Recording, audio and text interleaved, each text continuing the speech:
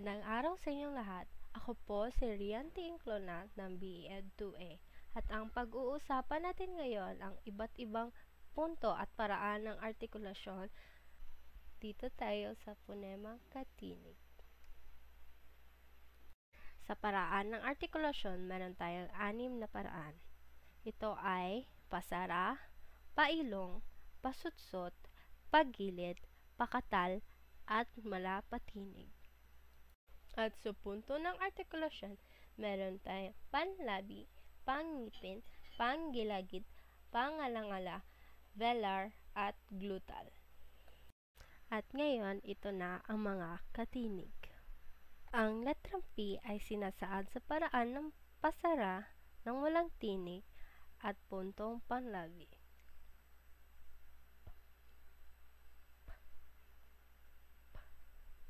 At ang letrang B ay sinasaad sa paraan ng pasara ng may tinig at puntong panlabi.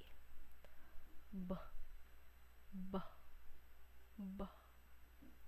At ang letrang M ay sinasaad sa paraan ng pailong ng may tinig at puntong panlabi.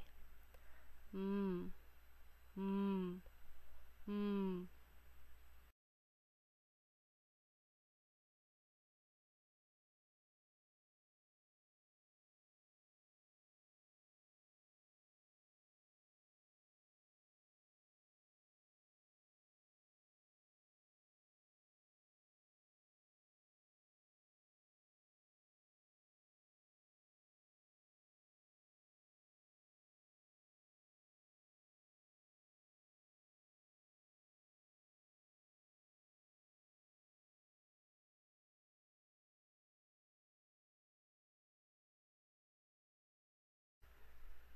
Ang letrang S naman ay panggilagid at pasutsot na walang tinig.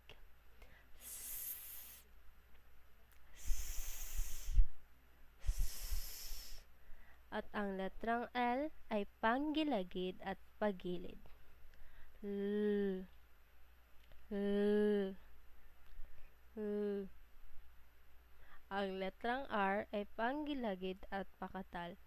R, R, R. At letrang Y ay pangalangala at malapatinig.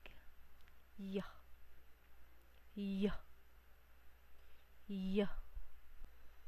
Ang letrang K naman ay velar at pasara na walang tinig. K, K, K. At ang letrang G ay velar at pasara na may tinig.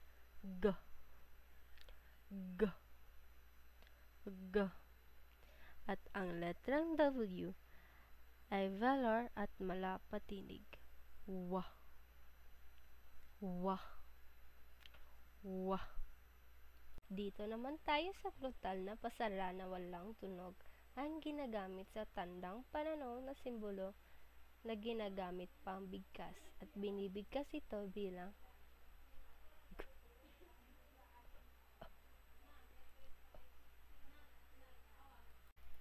At ang panghuling katinig ay ang letrang H na glutal na pasutsot na walang tinig.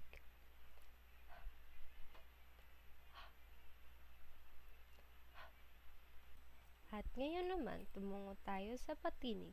Sa ayos ng dila, meron tayong mataas, gitna, at mababa. At sa bahagi ng dila, ay meron tayong harap, sentral, at likod. Ang letrang E ay mababa at sa sentral ng dila. A, A, A, A. Ang letrang E ay gitna at harap ng dila. E, E, E. At ang I ay mataas at harap ng dila. I, I, I. At ang O ay gitna at likod ng dila. O, O, O. Ang U naman ay mataas at likod ng dila. U, U, A, E, I, O, U. A, E, I, O, U. At doon na natatapos ang punto at paraan ng artikulasyon. Ako po si Rian T. Inclona, BE Ed 2A. Salamat sa panonood. Bye!